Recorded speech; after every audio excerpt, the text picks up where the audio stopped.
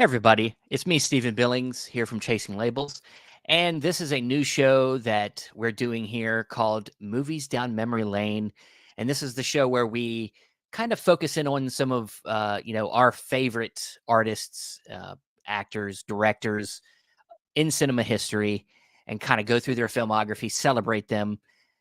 And yes, this is just going to kind of be an open discussion doing that. And this won't be a regular thing. This won't be like every month or, whenever we are able to do one of these, then we'll put them out. And in this case, we are spotlighting the actor Jim Carrey. And, he's had such a long and varied career. Of course, he's known for his comedy, but he also has done some great dramatic roles. And we're going to go through all that stuff. But we are doing this in three parts. So this first part that we're going to cover is his comedy. And of course, with me, as always, to talk about this stuff is Andrew Cabral. What's up, man? What's up? Hello, everyone. We are excited, I guess, to launch this bit of a new semi-regular, semi-non-regular segment here It's going to be on loose, Chasing but Labels. yeah. It's a little loose. We're a little trying it out. It's interesting how we're going with Jim Carrey right away, just because it is a bit of the 30th anniversary of his kind of big coming out party of 1994, which Yeah. I was around for, Steven was around for. We were living through historical moments and we didn't even realize it Well, until yeah. afterward. Most definitely. And of course, that was when he hit it big. Mm. That was really, like you said, the coming out party. Did have a lot of stuff he did before that. We'll get into it a little bit. But of course, with us, a friend of ours. We didn't want to do this new thing without one of our friends. We've had him on the Chasing Labels before. He's done the Unwatched Pile. He is a film critic. He's down from Florida, and here he is, Mr. Dan Skip Allen. What's up, man? Hey man, thanks for including me in this. And Jim Carrey is one of my favorite all time. He's my favorite comedian, and uh, a little bit of, behind the scenes. You and I have a semi regular weekly conversation, and I didn't realize how much of a fan of Jim Carrey you are, Steven. And me and you have that love of Jim Carrey, and we kind of have shared that over the years.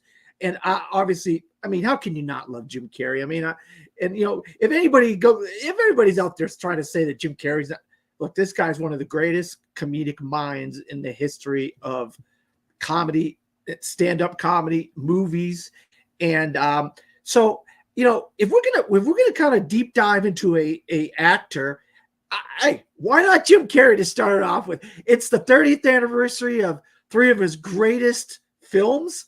What a great time to show our love of this great comedian. Most definitely, yes. And yeah, this is, as Andrew talked about earlier, this is something that, Dan's a little older than us. He's by about 15 years ish. So he was older when Jim Carrey hit it big in 94 with his trio hits. And we'll get to them in a second. But before that, Jim Carrey was a comedian. He started out, and people that are knowledgeable about Jim Carrey, they do know some of his kind of tragic upbringing. He, when he was young, his father had lost his job, and they actually were homeless for a little while. So they were out in tents. He's Canadian, so he makes jokes that well, we're Canadian, so we just thought it was camping. But they were actually homeless for a while. And so that, finally his dad got a good job and we're able to get more secured again. And then he was able to start focusing on his comedy career. And at the same time, he had a mother who had dealt with a lot of mental illness, but she was always a really positive figure in his life. And he spent a lot of his time trying to make her laugh. And that's was very, very important to him early in his life. So, him trying to make his parents laugh, his parents always were very supportive of his career and getting him to clubs, letting him practice his routines. And he had a hard go for a while until finally he started getting noticed. And for his comedy, he did some outlandish stuff, even down to like being naked on stage, essentially in one bit he did. But yes, he did go through some times where he was in some films as small roles. He actually did some writing on some films. He, of course, eventually made it to the kind of the hit show In Living Color, which was right around the time when his first big hit was that we are about to talk about here in a second. But before we do that, let me ask everybody here, what was the first time you were introduced to Jim Carrey? Let's start with Dan. What was when do you feel like maybe the first movie was? And we won't get deep into the movie yet, but just tell us kind of like the first movie that you remember seeing.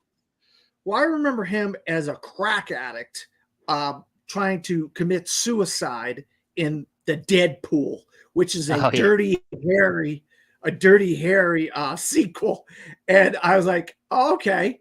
And then, of course, I was a religious fan of In Living Color. I watched that religiously. I just cannot tell you how much I laughed. And the real quick, a story about Jim Carrey.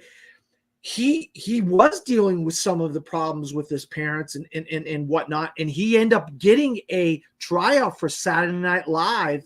But his mind was in other places, and he was thinking about other things, and he kind of tanked the tryout for SNL, and then he ends up getting on In Living Color. And you know, I don't want this to come across the wrong way, but this show was mainly starring a bunch of black actors and actresses or comedians, and he is the only white guy on a show full of black actors and actresses. So my thing when I was a kid, I thought to myself, man, this guy's got to be funny to be on here with all these. They put him on here with these guys. Kind of, yeah. It was almost like he was kind of, you know, one of them. You know. I mean, everybody's. It's black culture is a thing that they're proud. You know, black people are proud of their culture, and they, you know, to let him come in and be part of their thing tells a lot. You know, it says a lot to what he was doing. So yeah, I agree. I mean, it definitely said a lot, and he was at the time had a unique voice as a comedian. Specifically, he was very physical, very, you know, could move his face and do weird things. His impressions are legendary. Yeah, most definitely. And Andrew, so where did it kind of start for you? Similar to Dan, it was In Living Color. Okay. In Living Color, of course, ran from I think 1990 to the mid 90s. It was kind of an early to mid 90s show, and of course, it was in competition with Saturday Night Live. But it was on cable television. It was on Fox, I think, at the time. Yes, it was. Famously, Jennifer Lopez got her start out there as well as one of the dancers, one of the Fly Girls, as they called them. Yes. They would have like musical guests on, just like Saturday Night Live. They would have like big dance sequences and stuff, and it was sketch comedy. And Jim Carrey his characters on there were so wild. Fire Marshal Bill is an insane fever dream, a nightmare of a character. If you've ever gone back and watched the clips on probably YouTube at this point, I mean, that whole series I think is available on DVD, and it's been so for years. But yeah, some of his characters were wild, and he would do celebrity impressions and stuff. Yeah. I believe the show was mostly run by the Wayans brothers, the Wayans family. I think they all got their start out from there. Marlon Wayans and Keenan Ivory Wayans. Everybody kind of was like behind the scenes on that. It was a really fun kind of alternative programming to SNL. And of course, Mad TV would come along as well. But of course, like everyone, when Ace Ventura came out, that was really the first, movie I saw with Jim Carrey. I saw it on VHS, probably circa 1995, which is probably when the VHS came out, or 94, around there. I'm trying to remember how long it used to take for movies to go from theater to VHS. It used to be 3 months. Now it seems to move much faster. God, way faster now. Way faster now. I think it was longer than even 3 months back in the day. But I remember I have the VHS in my collection somewhere, and that was where I first saw him in that. I didn't see Dumb and Dumber until years later. When Nature Calls, of course, was the next movie. I saw that. But yeah, it was that 1994 like slate. And of course, The Mask. I had The Mask on VHS. Well, yeah, You know, yeah. but we'll Just get into that. Just one movie. I said one movie. Yeah, but you know, Go down the list. you can't talk about Ace Ventura without talking about its sequel. Well, we're going to talk about all this stuff. So, Yes. but as you brought But up, that was my start. Yeah, the Trinity year of 1994 is kind of a legendary year to see one actor have 3 huge hits all in one year, making him a huge star. And of course, Ace Ventura was the first one. You know, coming out near the beginning of the year 1994, I believe, and you know, about a pet detective, which is kind of ridiculous, obviously. And he stars along with Courtney Cox, Dan Marino's in this film, and he's this pet detective. What's that? Toad Loke. Yeah. And so it's this film about this pet detective who gets hired to do this case for the Miami Dolphins because their mascot Snowflake, the dolphin, gets kidnapped or dolphin napped, whatever you want to call it. And so he's now on the hunt, and as he's on the hunt, he starts to find out some corruptions going on within the police department and some other things. So, yes, and like a lot of the best Jim Carrey movies, it's the character. The character of Ace is just so the only person that could have created it is Jim Carrey. The hairstyle, the way he talks, his clothing, yes, Dan, the clothing, the Hawaiian shirts with the red pants and what was the thing about Ace Ventura that really stuck out to you, Dan? The fact that he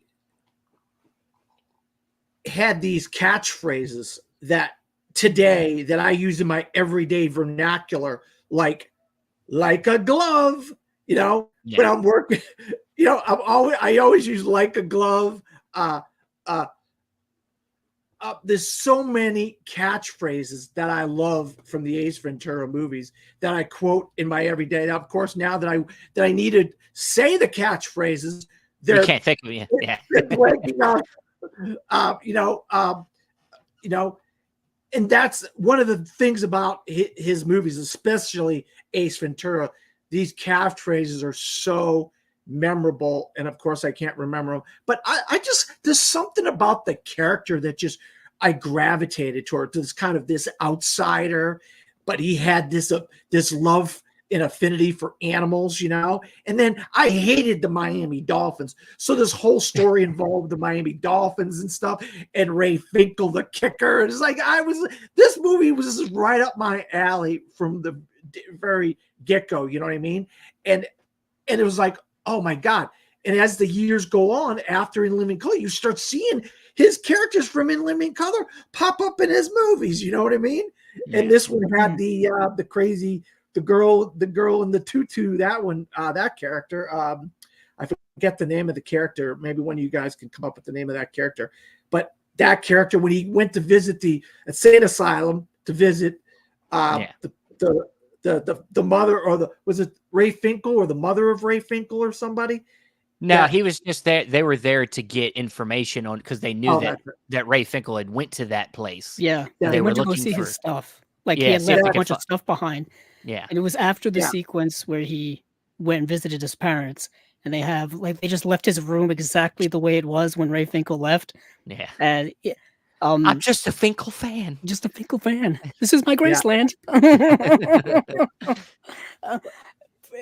Yeah, for me, when it came to Ace Ventura, keep in mind, I saw this in, like I said, 94, 95, when I was like 7, 8 years old. Yeah. So I am a young, impressionable child, really, who doesn't understand the references in the movie at all, doesn't know the jokes. I don't understand the sexual jokes in the movie at all.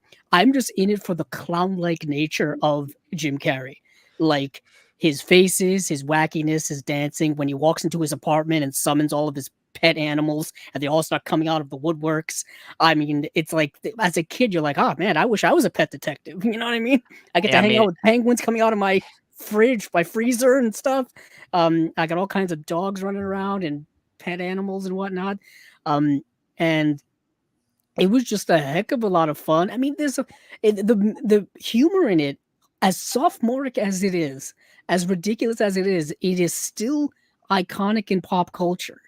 You know what I mean? You will still see people bending over and talking out of their rear ends, and that's a reference to Ace Ventura. You know what I mean? And it's that level of sophomoric humor that captures a childlike imagination. Because I used to imitate him, when I was a kid. You know what I mean? Not understanding any of it whatsoever, but just being completely, captivated by the wackiness of it all.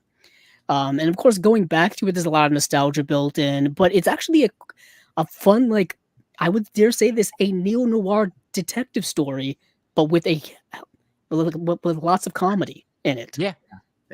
And a positive, like, save the animals message, too. Yeah. And one of the ones I remembered, Andrew's, really? Yeah. I did remember that one. I love, people ask you, really? I say that all the time, like in public, when I discover something. And people think I'm crazy. I get attached to more of the lesser known. They're not really catchphrases, but lines in the movie. Like at the beginning, it's what the whole beginning's great. He shows up and he is there to take an animal away from somebody who's been abusing he's there, because somebody's hired him to take a dog back from her ex.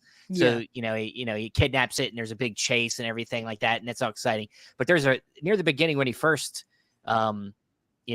shows up to his apartment and then his landlord shows up and he's like, Ventura. And he's like, yes, Satan. Oh, sorry, sir. I thought you were somebody. Like the things like that's the stuff that I get attached to with these movies is them little lines that are kind of almost you might think are throwaway, but his delivery makes them fun, and then at the end of that scene, he swings the door and almost hits him in the face. Yeah. Just little things like that are what get me. Or like when he's investigating the rich guy played by what's his name? Udo Kerr. Yeah. He goes and then he goes into the tank and he thinks he's finding the dolphin tank, but it's a shark tank, and he's like, "You're not Snowflake. You're not Snowflake." Just like stuff like that's the stuff that gets me, because his delivery of these simple lines is what makes it so funny. That's what gets me about, like you said, I endlessly would mock this movie at all, trying to be Jim Carrey, and down to scenes that were not even in the final movie that we always talk about when we talk about the Blu-ray. We always talk about this. Might as well bring it up in the most appropriate times. Yeah, they cut out part of the dolphin trainer scene, where he, I love that scene. Yeah, he's investigating the dolphin's tank, and a bunch of reporters come over. And he basically acts like he's the dolphin trainer because I guess the dolphins don't want the media to know about like they're investigating it or something. I don't even remember, but he just imitates like an Eastern European dolphin trainer, and it's always cut out of the TV broadcast. It's cut out of the DVDs, like Steven showed up. I think it's cut out of the Blu-rays as well. I have no idea what the mystery is behind that, but it's really annoying. I guess the only way you could see it is the VHS back in the day. I've got my $5 DVD of Ace Ventura. I got the double pack, so it has the animated series as well. That's what I was saying. Yeah, the animated series is another thing that we didn't talk about. That we don't talk about. They did a spin-off animated series for not only this, but for another movie he did in '94 as well. Yeah. So he kind of launched a bunch of things. He did. It's one of them things where as we will briefly talk about the sequel to this, Ace Ventura and Nature Calls, which came out, I believe, a couple years later. I want to say, I could be wrong. I didn't really look at that one. Let me go look. I think it came out not. We did, and I think either you or I. 95 actually came out a year later. Yeah, it was the first sequel he ever did, and he said, "I will never do another sequel." I was going to say, which is a lie because he did. Well, he did eventually, but it took almost 2 decades before before he did it. 20-something years later, he finally did another sequel. Do not go in there, Steven. Are we talking? Oh, you're talking about the where he dolphin just came scene? out of the bathroom. Another line. You We also you looked it up. I saw that you were um looking on your phone, Dan. we also forgot to mention Friends Courtney Cox is in this film. Yes. Courtney Cox before she was in Friends, and she plays the love interest Melissa in the film. Um, they had great chemistry in the movie. Oh yeah, yeah. What a interesting kind of film it is. I don't know if Stephen, if you wanted to transition to Well, the I was next just one, going to say or briefly as for Nature Calls, which did come out a year later.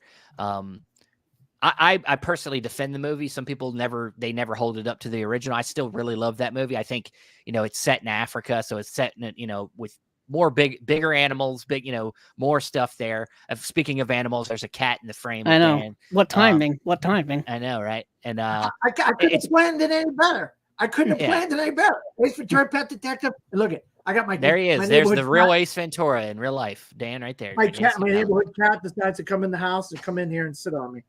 So all right, in Nature Calls, I believe still directed by the same director. I think it's Tom Shozak. Shadyac. Yeah. Tom Shadyac.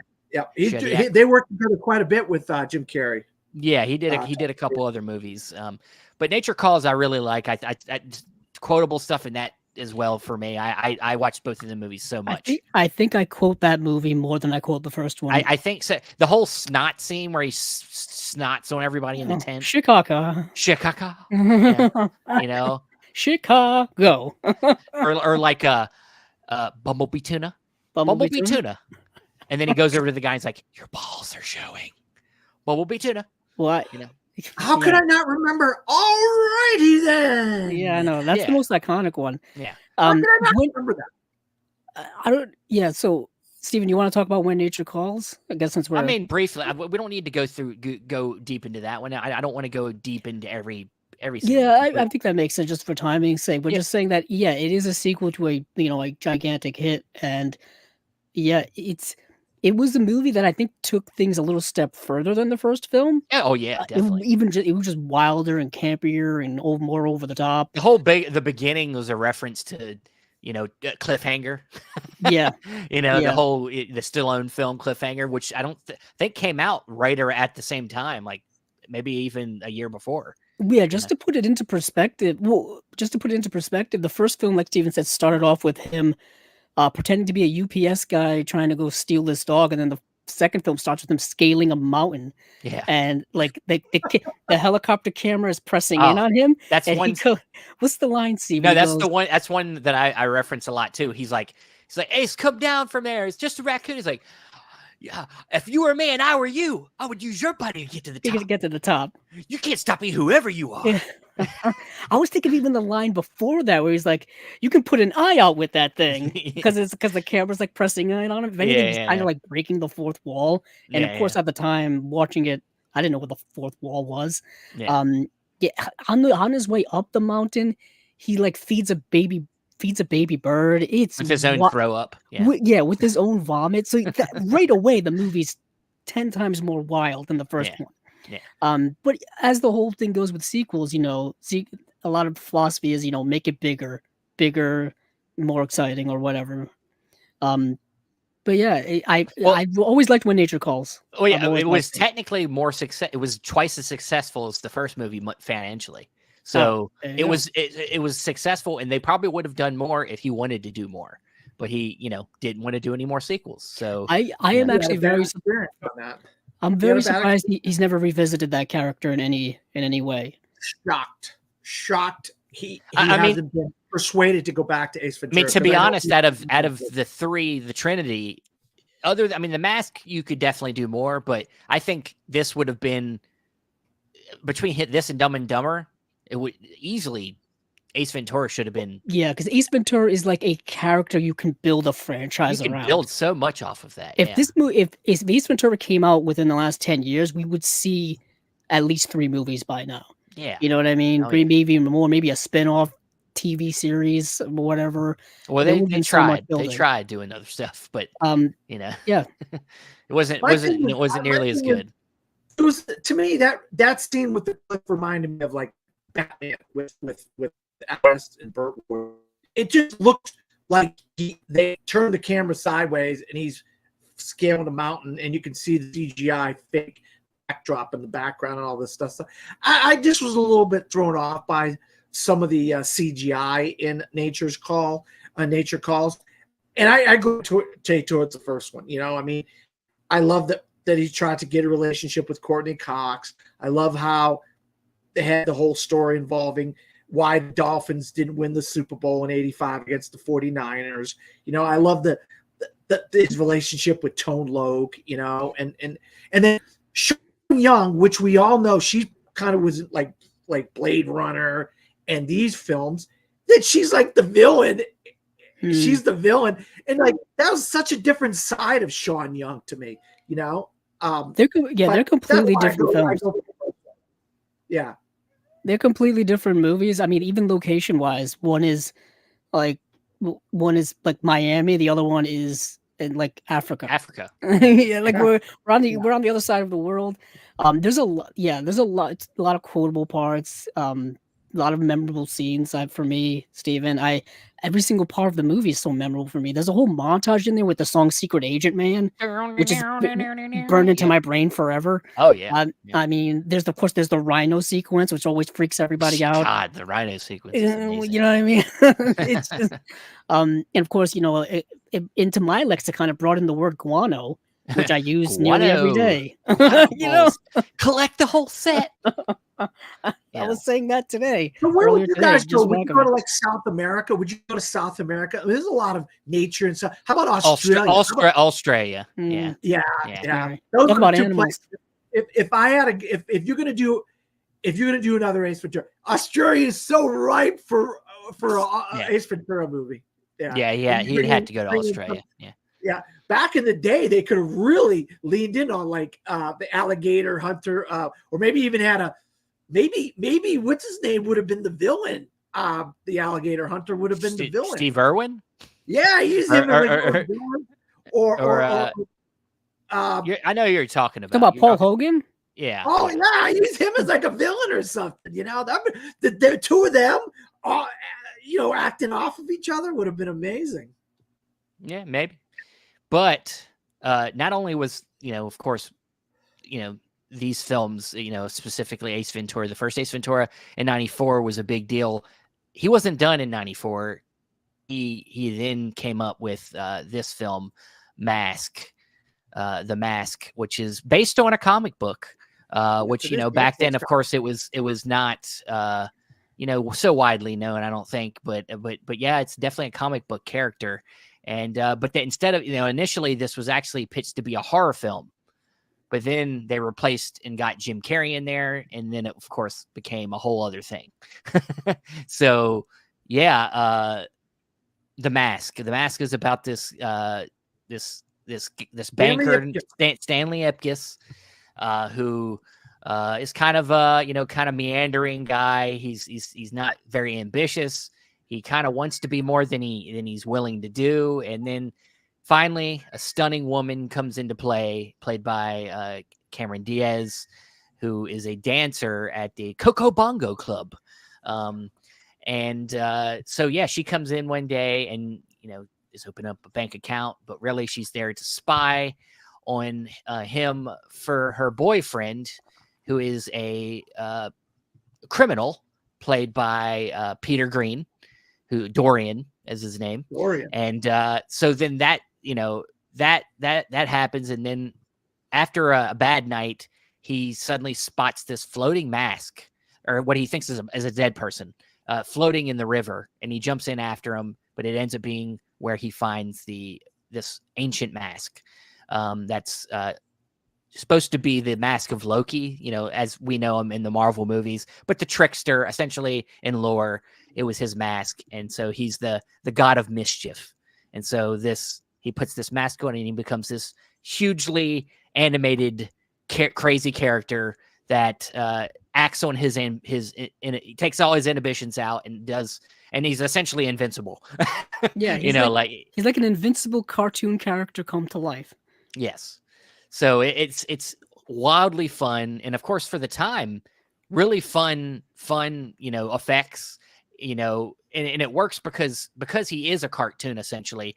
Even though they're not perfect effects, it works because he is a cartoon. He's literally like a big and his eyes pop out, stuff like that. It all works. And once again, of course, the comedy lines, the timing, and on top of that, things like there was essentially a big music video in this movie, a big dance scene. He takes it up a notch. He shows even more of his range and more of his skills as an actor in this film. The Mask, Andrew. How much? What do you love about The Mask?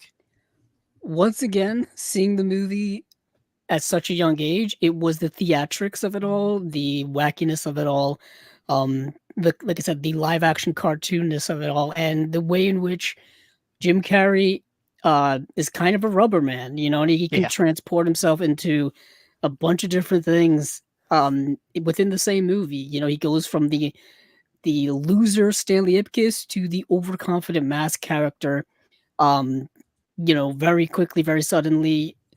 Like you said, there's the Cuban Pete scene where he's just dancing in front of all the cops and whatnot is forever etched in my mind as well. Cameron Diaz, this has got to be her first role, I believe. It was. She was super young in the movie.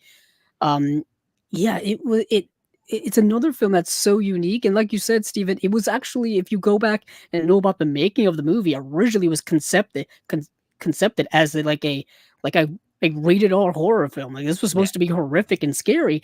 And in a way, they still play it as creepy and eerie. Specifically, the first moments that he puts on the mask for the first time is kind of shot like a horror film. It's shot very creepy. I think there's always a storm brewing outside with thunder and lightning and rain that always sets the creepy mood. And then, he transports into this goofy character. What an interesting, fascinating movie. I remember watching it on, like I said, VHS back in the day so many times over and over again. Another one that makes me surprised they never went back and made a sequel specifically with Jim Carrey. I know they made a Son of the Mask, which was like a straight-to-video sequel. Yeah. Wasn't that with Jamie Kennedy? Like, 10 years later? Absurd. It's wild stuff. I've always loved The Mask, you know what I mean? I also like the idea of other people putting on the mask. Yeah.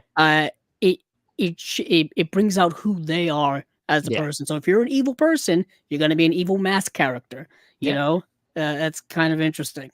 Yeah, most definitely. And before I was going to say, before you talk, Dan, I just wanted to say this film is directed by Chuck Russell, who has kind of an interesting career. He did The Blob from back in the 80s. He did Nightmare on Elm Street 3, Dream Warrior.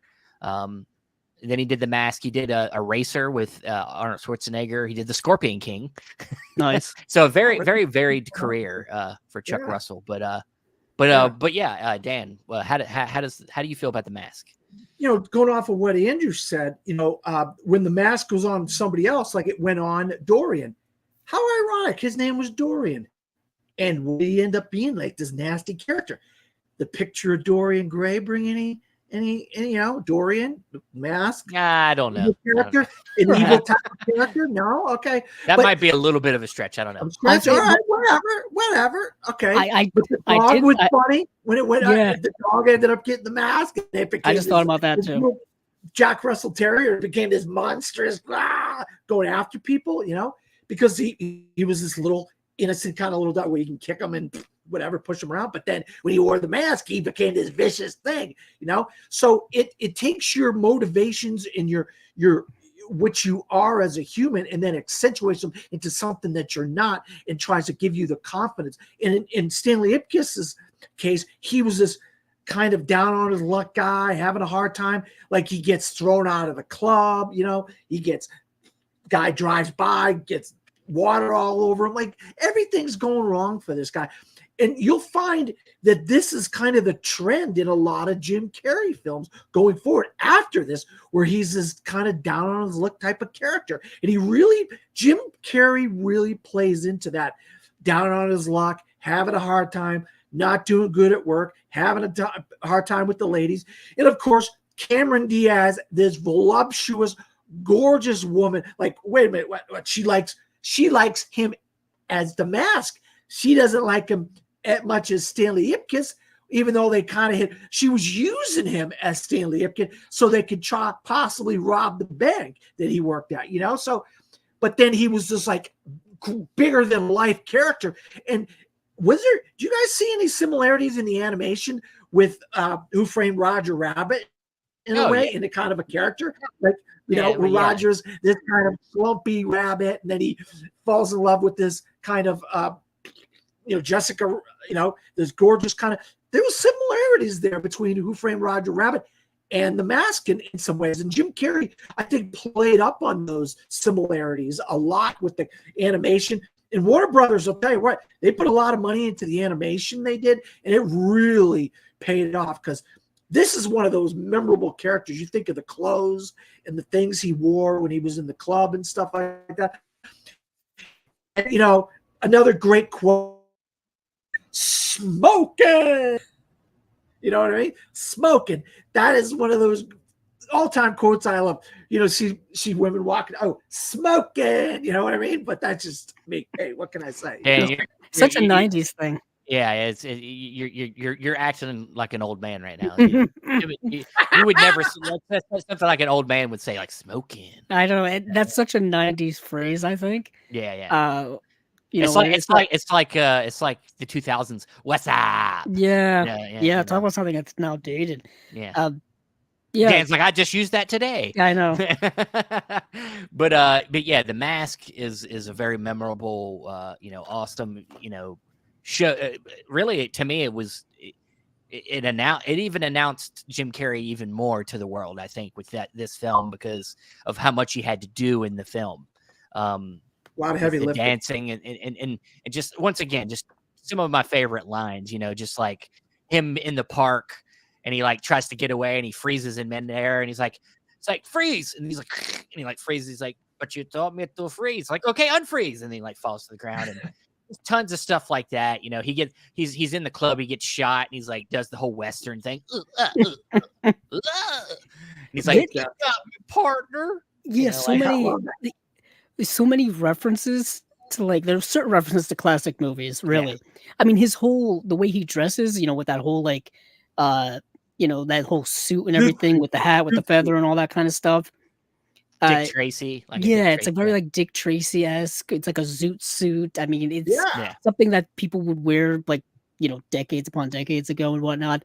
And of course, you just mentioned that whole dying Western thing. That's definitely a reference to something. I think he does a Clint Eastwood reference at one point. Oh yeah, he does. Yeah, and then years later, going back and you watch interviews with Jim Carrey, you get to learn more about Jim Carrey. That he's a big cinephile guy, so he does an amazing impression of a bunch of people, including Clint Eastwood and Jimmy Stewart and a lot of classic actors and stuff. And it's you get to learn that he put a lot of his own talent into these roles that become so iconic. Yeah, and he spent it shows you that even though he's very much known for being an improvisational actor, with improv does become a lot of practice when you're not looking. When nobody sees him, he's always thinking about this stuff. So that's how much dedication there is there. But as we said earlier, this film is still very dark in a lot of ways. One of my favorite scenes when it came to comedy was, I think, some of the darkest stuff was when he first kind of becomes the Mask and he goes out into the street, and then that gang of guys start kind of attacking him, and he goes down the alley, and then he turns it around on them, and he's like, welcome to the show, and he's being the carnival guy, and then the first thing he pulls out is a condom. He's like, oh, sorry, wrong balloon, and then he does the whole thing and makes a dog, and then the guy is about to take the dog, and he breaks its neck, and he's like, oh, sorry, I had to put the dog down, and then he makes a Tommy gun and then shoots them at them all. It gets pretty dark. What about when he attacks the mechanics at the garage? Yeah. And they have the aftermath of them getting wheeled out by the paramedics because they put mufflers up their ass. Yeah, that's super dark. So his character of the Mask is a bit of an anti-hero as well, because he is beating up bad people, but also can be sinister and kind can of be like Venom, murder-esque, you know? like a Venom character, very, Yeah, like, I'm you know, thinking of, like, Deadpool, yeah, for modern yeah, day Deadpool, comparison and yeah, stuff. I know Deadpool was around at the time if you look back at the comics, but still, it's kind of what you would see like a modern day yeah. Deadpool comparison. But yeah, there is some darkness in that movie. I guess that's kind of like them trying to connect a little bit of the horror stuff that they had tried to figure out earlier. I think it works perfectly. I think that's why it's had staying power for especially for adult audiences. But later that year, he finished out his big year with one of the biggest.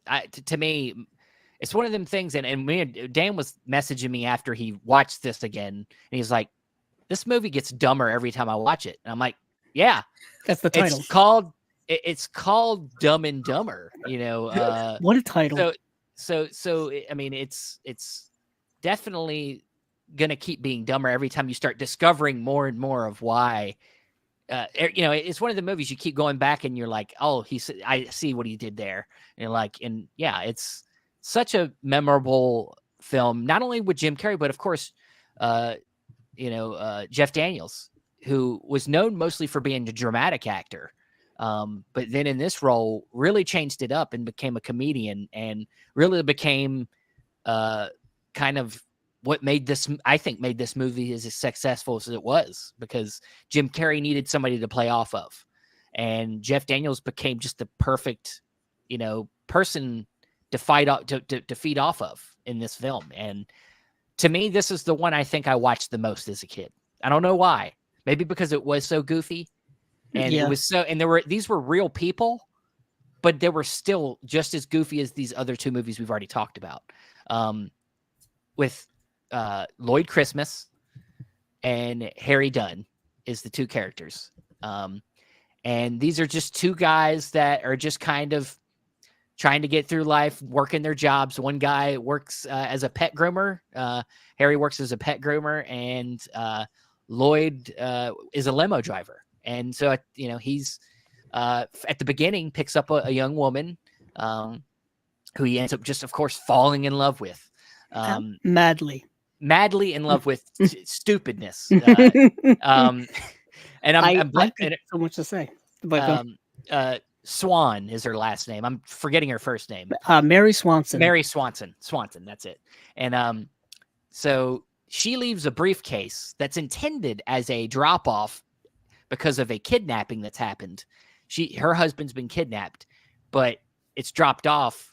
And he picks it up. He sees her leave it, and he thinks she's leaving something luggage behind in the airport. So he goes and takes it, but he doesn't know that he's just wrapped himself up in some big blackmail scheme. So now his mission is to take this briefcase to Aspen, Colorado, and return it to her, and then she'll of course fall in love with him, and he'll be able to live happily ever after. And so it becomes a road movie with these two characters, and hijinks ensue, as they say. To me, this is just a movie. This is a movie of moments. It's not a movie that you can sit here and be like, it's got the greatest acting, it's got the greatest story. It's a movie that just showcases many moments that are just memorable. And maybe that's the tale of Jim Carrey's career, is that he's got whenever they do the Oscar award, at the end of his career for if he doesn't ever win his own acting Oscar, and he gives he's going to get this role. He's going to have so many moments of his films to choose from. And this film to me has just tons of moments that are stupid. Like, big gulp, huh? All right. See you later. Or my bird's head fell off, like Petey, his head fell off, it made me feel like a schoolboy again, just so many things like that we landed on the moon. We did. It's so many things. Yeah. I know what you mean, Steven. I know what you mean. It's endlessly quotable. It's the stupid stuff that I just get annoyed with. And I know the movie's called Dumb and Dumber. It's like, okay, bad enough these guys are driving in a van that looks like a dog.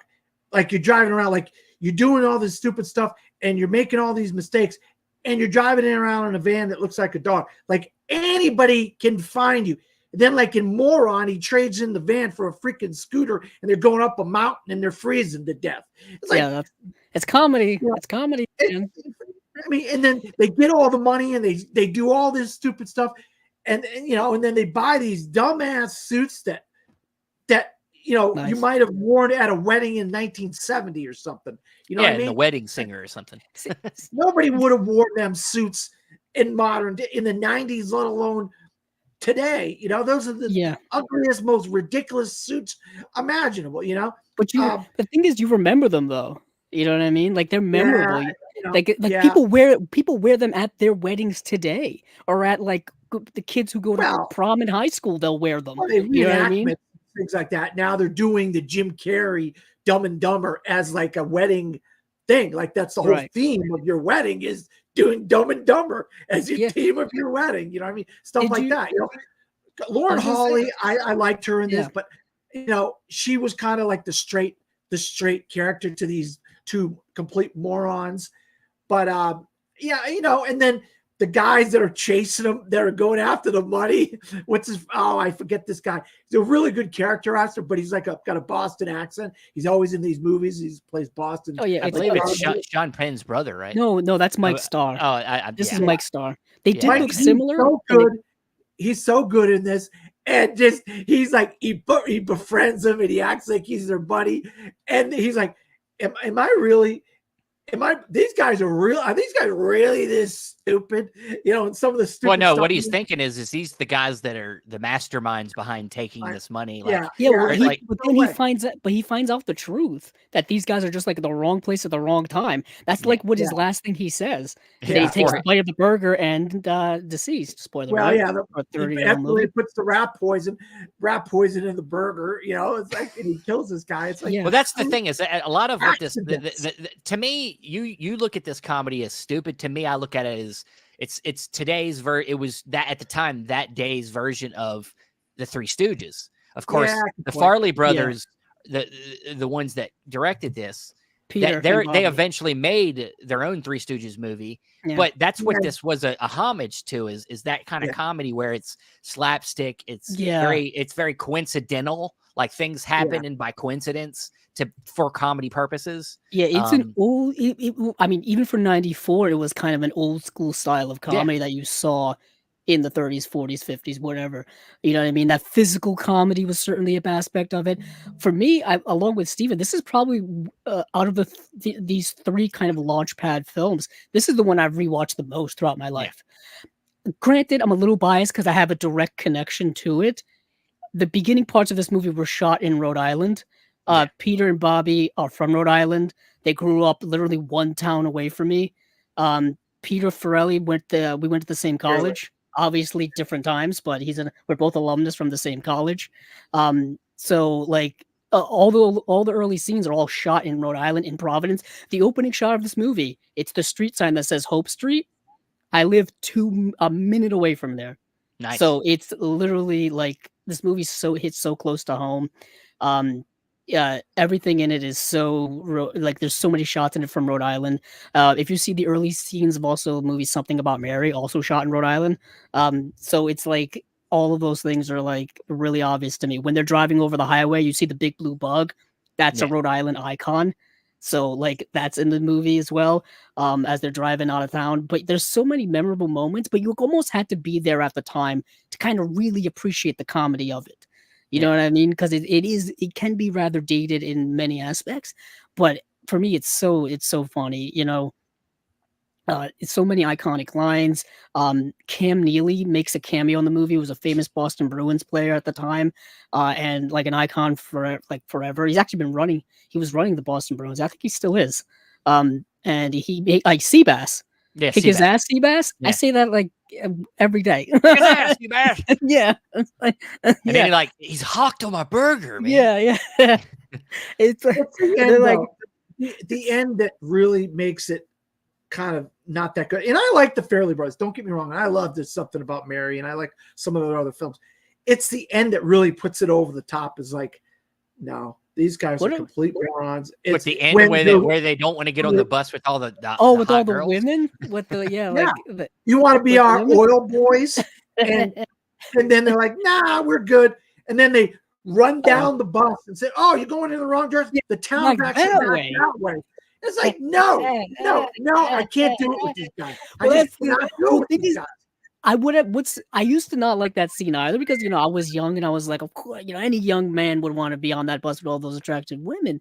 But then I'm like, it doesn't betray the characters of who they are, even to the end of this movie. It doesn't. No, yeah, It that's doesn't exactly betray what they that would have they are done. Yeah. dumb. You know what I Yeah. mean? Just like life dumb, but they just kind of they're able to survive because of dumb luck, really. Naive dumb luck. Yeah, it's to me, Yeah. it's like I said, it's not a movie you can pin up on any specific thing. It's just that it's like a running gag that just never ends and it keeps giving. And I would say to me, my favorite, the line I actually quote the most is when they've gone out looking for new jobs and they come back, it's late, and he's just like, there's just no jobs out here, nothing, not a zip. And then Jim Carrey's like, yeah, unless you want to work 40 hours a week. Yeah. And I'm just like, that sums up the characters perfectly. Yeah. They don't want to do anything in life. They're saving up for the worm store. Which is something, we got worms. We got worms. She's like, what? Like, that's our store. We got worms. We're gonna open up a worm store. Like it sums up the characters perfectly. That they don't want to do anything in life. They just want to have all the pleasures that they want. You see it when they finally get some money. They want to do all the things they want to do, have all the clothes, but they don't ever want to work to get it. They honestly, they kind of sum up Americans. But they do kind of sum up like, what interesting I kind hate of to say that, deep but level on that. But there is a new level if you think about it of the excess of what they are when they get what they want. And then Like they blow the money so fast. It's kind of like when people win the lottery. Yeah, They go through exactly. the money so fast, or how many times you hear professional athletes go through their millions and millions of dollars very quickly, and they're broke later on in their lives and whatnot.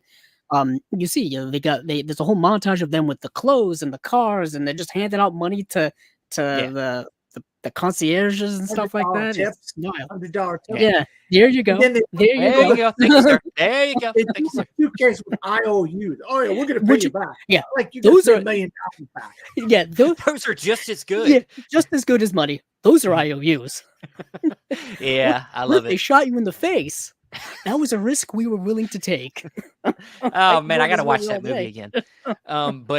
Yes, Dumb and Dumber. That ended the year. That was that after the first two films. This ended the year, and it was almost 20 years later that they finally made a sequel to this, which we're not gonna really talk about. They did make a prequel that did not involve these actors, which has its moments. Still not great. It's got like the one famous moment with the late great Bob Saget with may or may not be excrement on the walls of the bathroom, but that kind of tells you what that movie was like. But there's something that works even with the different actors in it. It works because it's still very juvenile, and it works because of their age, and that comedy plays up. But when they're older and they do the sequel, it just feels like they're trying way too hard. Well, there was a trend in movies where they're kind of making sequels way too late. I'm thinking of like Zoolander 2 was another one that was just too late to make and whatnot. They're ironically, they're going back and doing it again over the last few years with these legacy sequels where they're making sequels to movies that are like, some 30, 40 years old now. Comedy, it doesn't quite work because that lightning in the bottle, if you don't capture it again, it's tough. Yeah, some films really kind of just they stand on their own for their time, and they just need to be left alone. Yeah, it's kind of like we said with Dumb and Dumber. You had to be there at the time because it was that specific moment. Yeah, of that specific time. Most definitely, but he didn't stop here. Now, like I said, there's definitely other films in his filmography that we will hit on in other parts. But he did continue with some great comedies moving forward. This one here. Was one of the ones I watched tons growing up as well, and that's Liar Liar. Liar Liar is about this man who's a lawyer, and he just, of course, what's the thing about lawyers that we always say? They just lie. They just lie to win. They do what they have to win. And in this film, you have Jim Carrey playing. His name is Fletcher Reed. and he's kind of playing this character that gets played up a lot in tons in film history, and that is the father that's not there enough, and he has to find a way to redeem himself. You know, that's a plot we hear a lot in films throughout history, and so he's playing this lawyer that just spends too much time at his job, and he's not, you know, he's already separated from his wife, but he's still trying to be a good father, and under his nose, you know, things are starting to move, and literally where, you know, Carrey Ellis plays this man who's dating his ex-wife and is planning on moving away. So he needs to find a way to you know, keep them there, and by being a better father. But then what happens is his son has a birthday that he misses, and he makes a wish saying, "I wish my father would never lie."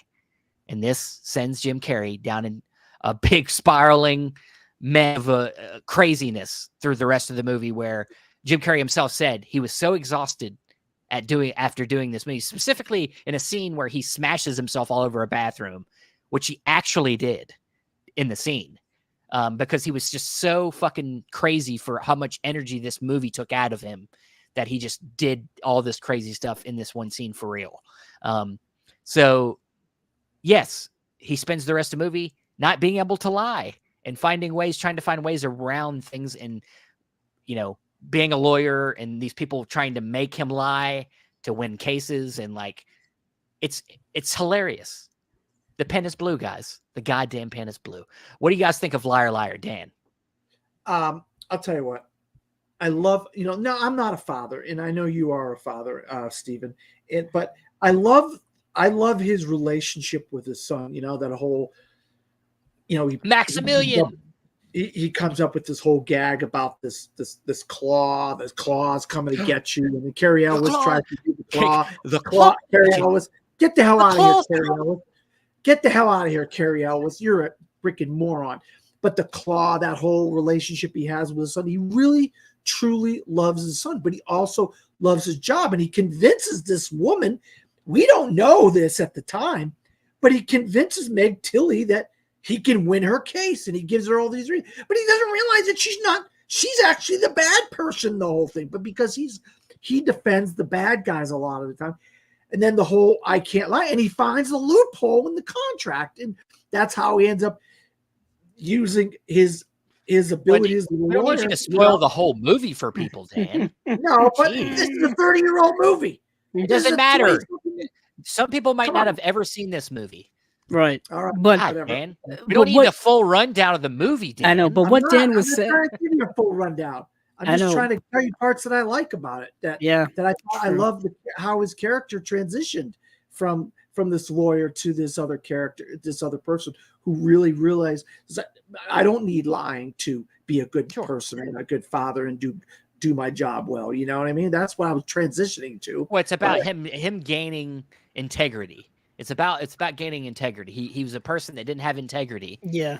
You know, he was not taking any interest in what really mattered in his life. And all he cared about was winning. And he wasn't winning in life. He was only winning as a lawyer. So he realizes he needed to win in life. He needed to pay attention to the things that mattered more. And that's why the movie has, you know, it is a comedy for adults, but it is also somewhat of a family film.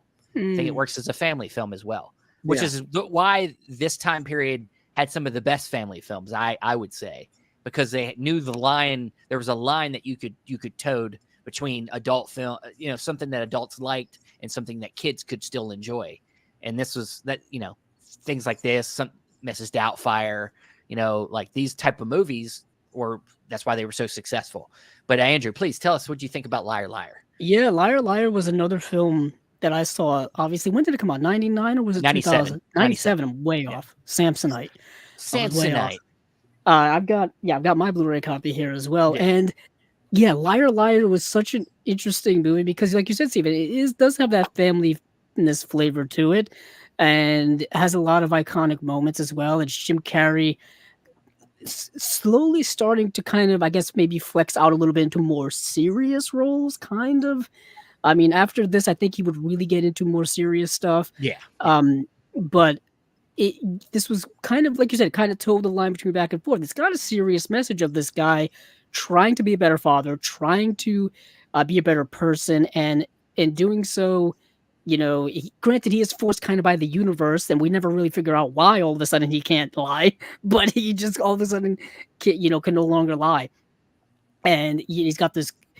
I always like the court scenes in this were really funny and stuff like that. Him like squirming. Even the gag reel at the end. I a goose. He like has the piece of paper and he's like, a goose. Yeah, he can't even do anything when it comes to lying. Like you said, he can't even say the wrong color of a pen. He can't read off something. He can barely like instruct people to lie now. And it's kind of, if anything, the movie shows you like how much we lie in our regular lives every single day, so absent-mindedly that we don't even think about it. And when you can't even do that, how hard is your life going to actually be? This was also my first introduction to Jennifer Tilly as an actress. I had never seen her before. Keep in mind, this was 97 and I was 10 years old. So, of course, I hadn't seen the movie Bound yet by the Wachowskis. And I hadn't, she wouldn't be in a Chucky film, I think, until the next year anyway. But of course, a lot of people know Jennifer Tilly from a lot of other things, but she was the woman that he was defending in this. And I had never seen her before. Moira Tierney is an actress who I've always thought was super underrated. She plays like the ex-wife. Like you said, Carrey Elway's in the film. What an interesting kind of moral tale of a film that's wrapped up in a comedy. It's also another one that's I think has stood the test of time as well. It has. I think people still talk about this movie when they talk about favorite Jim Carrey movies. The cat knows all about Jim Carrey. Liar, liar, loves liar, liar. But one, as we said, this one's kind of can fit a family friendliness. I would say this next one is kind of the opposite. This one doesn't really. I don't think, and this is also one I think has its mixedness to it. I don't think everybody loves this one, but this one has such an interesting character that it's kind of stuck with me, and that's Me, Myself, and Irene. Really? I thought you were going a different direction, Steven. But I wasn't. I thought you were going a little bit back to another kind of mixed character. But this one is also kind of a mixed moral character as well. Yes. Literally. Literally. Split personality. You got another Farrelly Brothers film. In this one, we have Jim Carrey playing a man named Charlie, who's like I guess he's like a police officer. They're in Canada, right? I remember. Yes. No, they're actually in his hometown, Mr. Andrew, Rhode Island. Yeah. Okay. Yeah. He's a Rhode Island trooper, I guess. Yeah, he's like a state trooper. Yeah. Yep. Yeah. So he's his story is that he lost his, I think, wife at the beginning. This one I actually didn't get a chance to rewatch, but his wife cheats on him with the limo driver, who's a midget, a black midget. Yeah. And then he takes over looking after the kids, raising the kids. Yes, yeah. So they're three, and they're all they're all African American. And they're big. And they're big too. Yeah, and they're huge. Yeah, one of them being played by Anthony Anderson, who's pretty well known. And yeah, so he it's just him going through that, and I think the idea is that he's held in so much anger over the years that it's kind of split him in two. And so then he has this alternate personality that he calls Hank. And he does some very obscene stuff. Whether it's seeing a lady feeding her baby on a bench and going over into something, he's going to get himself a taste. Or, or he there was the one scene where I remember where he like some kid throws like a coin in like the wish thing, and then he's like, I'm gonna get that. He talks like this. He talks like Batman. Of course, Hank is like Batman in this movie. Fuck face. He's like fuck face. But of course he meets a woman. The guy who litters on the ground gives that guy a hard time. Yeah. But there's a woman that he comes in contact with, played by Renee Zellweger, and he becomes obsessed with her. And they go on an adventure together, and it's this is one of the more adult comedies that he did. He did with the Farrelly Brothers, and Any impressions on Me, Myself, and Irene? It's one of the movies I like. I kind of like watching it, but it's not like a go-to back, for me. To be honest, I've only seen it once, and it was a Okay. couple of years ago, Yeah. obviously well after it came out. I didn't see it when it came out at the time. I only saw it like I said within the last few years, and it's kind of a middle of the road comedy for me when it comes to Jim Carrey. I know a Yeah. lot of people like it a lot, but if anything, it is dealing with something that's kind of interesting, the whole dissociative disorder, multiple personalities, however you want to phrase it. But it's also kind of dealing with how trauma, like like internalized trauma, like if you bury it deep, how it can come out in negative ways. Also, it's kind of his version of Dr. Jekyll and Mr. Hyde. Yeah. True. Most definitely. Yeah. It's not one. Yeah. I think it's one it's got its moments, but it's once again, it's another him stretching himself out and, showing off another character, that he can do. But I think the movie that Andrew was thinking I was going to go to, which I kind of wish I'd have went to this one earlier, but I accidentally skipped over it. And that is the film directed by Ben Stiller, and that is The Cable Guy. Yes. This was Ben Stiller, I believe, his second directed film. I think he did Reality Bites before this. Yep. And so he did this movie with Jim Carrey, Cable Guy, and it's about it stars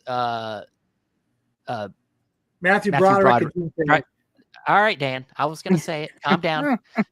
Matthew Broderick, and he's this man who, just kind of broke up with his girlfriend and is now living in his own new apartment, and he needs to get cable set up. And this man here played. I'm trying to think of his name here. He's the cable guy. He's just called the Cable Guy. Yeah, he didn't. Well, you never know. That's what's so fun about the characters, that you never know who he is because his personality is so wrapped up in film and TV that he's not. You don't know who he. You never know who he is. Yeah, he refers to himself as Chip Douglas, and Chip Douglas was a character on the sitcom My Three Sons, with Fred McMurray. Memory comes to mind, and this is an interesting film. Of several comedy films from the 90s, this one I think has aged pretty well. But what is interesting, like you said, it's mostly a Matthew Broderick comedy vehicle, kind of. It's more of a dramedy if you think about it. It's a dark comedy. This movie kind of freaked me out when I was a kid watching it. It was weird, yeah, because it's weird, and I had not seen Jim Carrey as kind of a villain. Really, he's a villain in this, a deranged villain too. Yeah. He kind of stalks Matthew Broderick's character. He kind of psychologically tortures him, all because like he's a lonely guy who wants friends, and he thinks he's got a friend in Matthew Broderick. And once like that friendship falls apart, he goes a little crazy in the head, and things kind of escalate from there. It's honestly, to me, when I look back, it is one of the most underrated of his comedies. I think it's got so much on its mind. Ben Stiller is a director. He's also very underrated. His career as a director has been very understated. It doesn't get a lot of, except for Tropic Thunder, which is one of his last. He did Walter Mitty. I know he did that one, but Tropic Thunder is probably his most well-known directed film, and which is great. But The Cable Guy, man, is got a lot on its mind. A lot, he's in the movie. Ben Stiller's in the movie as these two twins that are on trial for murder. And there's a lot of commentary here about like people's kind of relation to entertainment and like how we have a distorted view of what life is versus what's on TV. And, and I think that's only become more commonplace and more relatable as time has gone on, as technology has gotten further and further, as our relationship with media, social media, television programming, news networks has only gotten more and more stronger over time. This movie is a little bit ahead of its time. It is. I'll never forget the movie kind of predicting online gaming as well, because back in 96, 97 when this movie came out, online gaming wasn't really a thing. Where I remember he has the big satellite dish monologue where he's like, you'll be playing Mortal Kombat with a friend in In what do you say, Saigon? Vietnam. Yeah, In Vietnam. Vietnam. And like today, literally, people play video games with everyone all over the world. And Yep. it wasn't until like the early 2000s that online gaming was starting to become a thing. And now it's gigantic, of course. Yeah. But yeah, he plays such an interesting character that yet again it also feels like a character that was from classic horror movies as well. Yeah. This idea of obsession, loneliness leading to dangerous people doing dangerous things, which happens in real life. It could also be a noir as well. It's got a noir, like he's obsessed with him. It's got a noir feel to it as well. Dan, what do you think about Cable Guy? And briefly, we got to speed this up. No, I like the Cable Guy. I didn't love the Cable Guy as much as you. I know you're a bigger fan of the Cable Guy than me. I love the scene where he's singing. Is that James Joplin he's singing at the party? You're talking about don't you want somebody to love? I love that. I love that. Yeah. I love that scene. God, who sings that song? I can't remember that. I can never remember. I can tell you. I can tell you though, if you want to get a sense of what like state of the art in home entertainment was, Jefferson Airplane. Oh, Jefferson Airplane. Oh, Nice. okay. Yeah, they had a great. He gets them, like, he bribes all these guys to be his friend by giving them the cable. But one of my favorite parts of the whole movie is he gets them to come to what do you call it? Medieval times. And they end up fighting the jousting and stuff. And I think Jim Carrey either invested in or bought Medieval Times because it was going under or something like that. Don't quote me on this, but and then so that stuff at Medieval Times is great. I love, that's right here in Orlando. Medieval Times is in Orlando, But yeah, I mean, there's some parts about the Cable Guy I liked, but this kid who just becomes a Cable Guy because he watches TV and is like, oh, cable, you know what I mean? When he was a little kid. So that's kind of interesting, you know what I mean? Yeah, because he grew up. And you get a little backstory. He grew up with kind of a neglectful single parent who just plopped him down in front of a TV. So his whole world became TV. And you see that now with parenting when it comes to, trying to find things to occupy your children's time while you have things to do. Children have, use tablets now and stuff and all kinds of things. If anything, the movie was definitely ahead of its time once again with that stuff too. Yeah. Yeah, Cable Guy. People now of course, how it turns kids. It would not that it'll necessarily turn everybody into the character that's in this movie, but yeah, like it's definitely about how people can get obsessed with television and kind of make it their personality. Yeah, one of the things I remember, because it's my name, Steve. My lisp is gone after he punches him in the face. My lisp is gone. But yeah, I love the Cable Guy. It's one I love revisiting. But one that sends us back to his comedy roots, and I think honestly, if I'm being honest, this is to me one of the last. I think when we're talking about these group of comedies, the last really good of his comedies to me personally. Because it's still kind of relevant in today's culture in a way, and that's Bruce Almighty. Bruce Almighty is about Jim Carrey playing this news anchor who's trying to make it build himself up, get a promotion, and in that, and he kind of gets too obsessed with doing that, kind of like some of his other characters. And then he needs help in his he's in a relationship with Jennifer Aniston. That relationship's starting to have some problems. And then he comes upon God, played by Morgan Freeman, who's wants to kind of teach him life lessons by giving him his power as God and showing him that the world's not revolved around Bruce. So how about we just bring the world to you and see how you handle it if the world has actually revolved around you. Where all the big decisions and things have to be made by you because you are God. So then, of course, this having the power of God gives him a lot of room for comedy. Yeah, I look at this film as really kind of one of the last really successful all-around comedies of Jim Carrey's career. This came out in 2003. Yes, he had some varying degrees good films after this, but to me, this one was one of the last really good ones. What do you guys think of Bruce Almighty?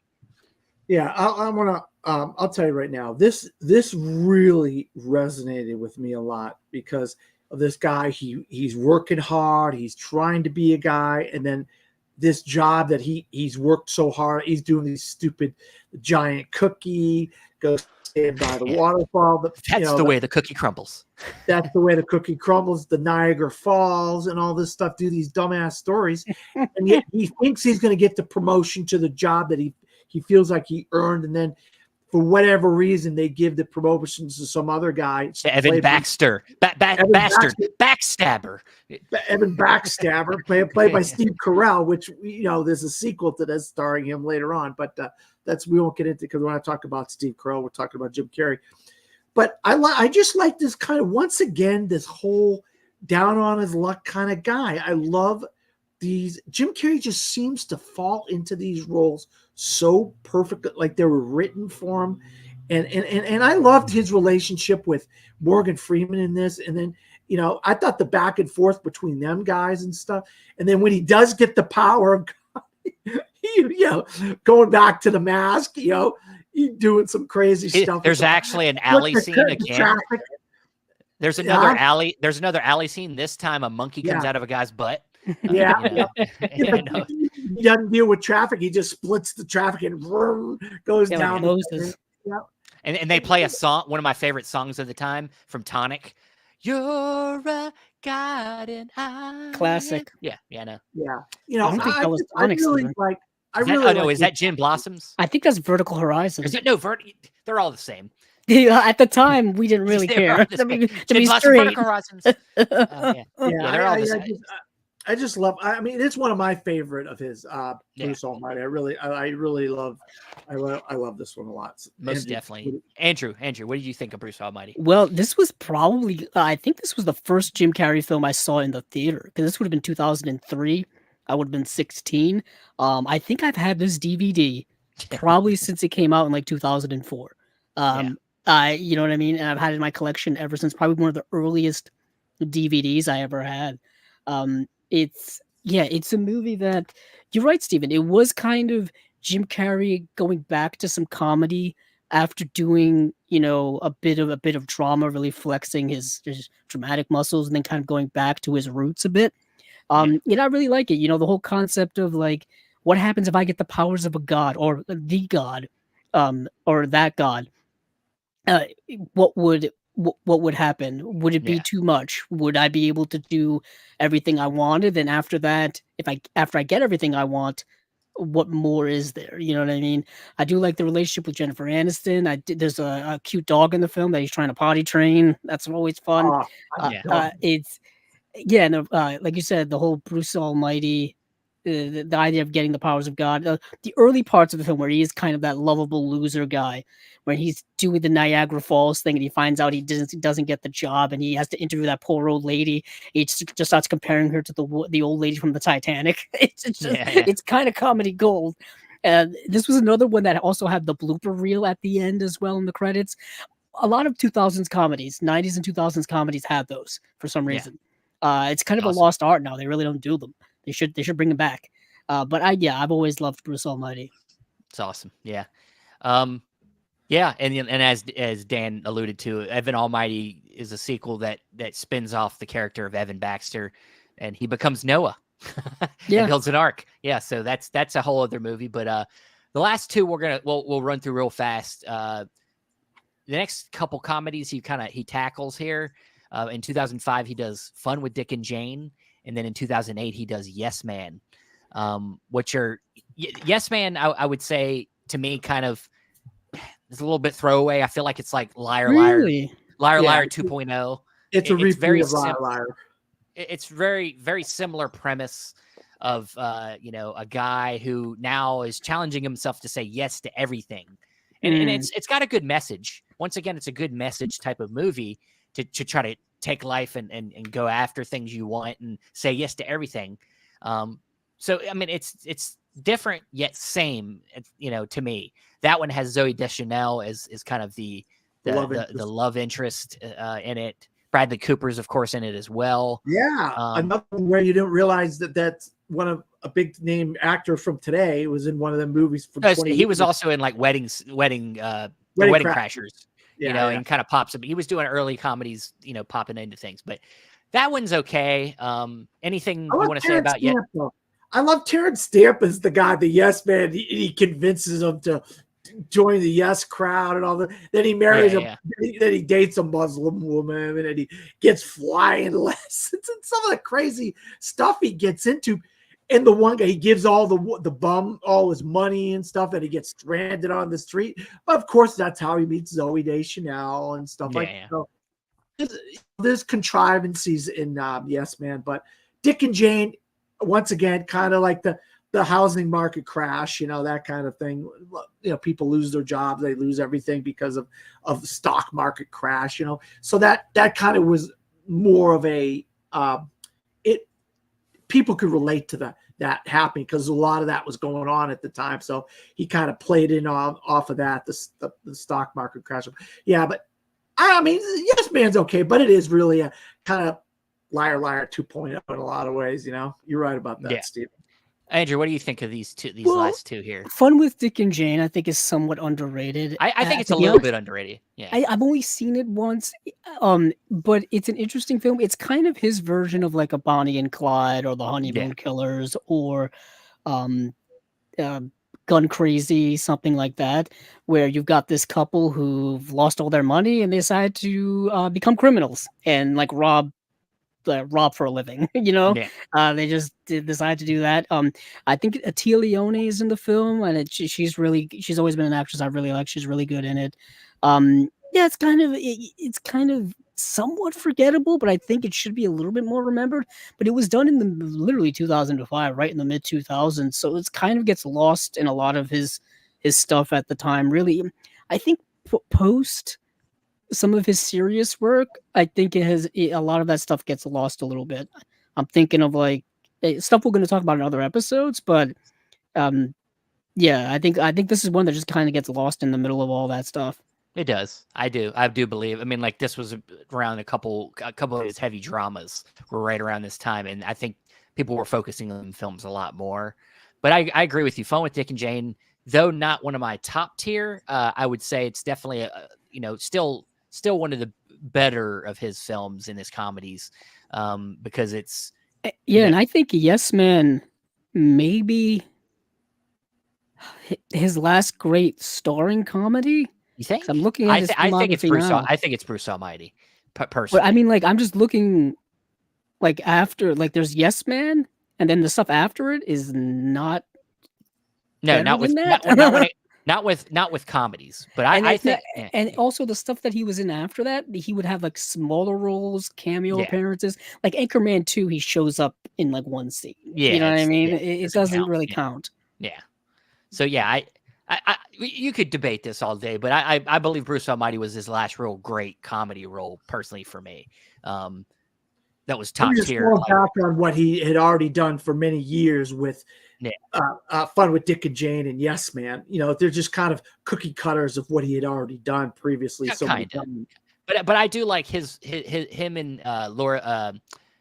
Tia Leone, their relationship. Yeah, and then Alec Baldwin plays his boss, who's just so scummy. And then Richard Jenkins. I said Richard Franklin. Richard Jenkins plays another employee. He's really good as well. So, yeah, they're fun, man. But that shapes out kind of what this first part of this series we're doing with Jim Carrey, which focuses on what we call the comedies. The next two parts. The next part we're going to do is what we call the blockbusters or the IP or whatever you want to call it, which is some of his big movies that he got when he was at his peak, whether it's Batman Forever, Lemony Snicket's. We're going to get into that in the second part. And then in the third part, we're going to touch on his dramatic roles as kind of the way to wrap this up with Jim Carrey. But that is it for this first part of Jim Carrey's movies down memory lane. Andrew, Dan, thanks for joining me with this discussion on Jim Carrey. It's a lot of fun, a lot of fun laughing about these films that we have watched so many times and continue to enjoy today. If anybody else enjoys this as much as we do, please let us know in the comments. Share this around with everybody. Thanks again, and we will see you in the next part of Movies Down Memory Lane. Have a good night, guys.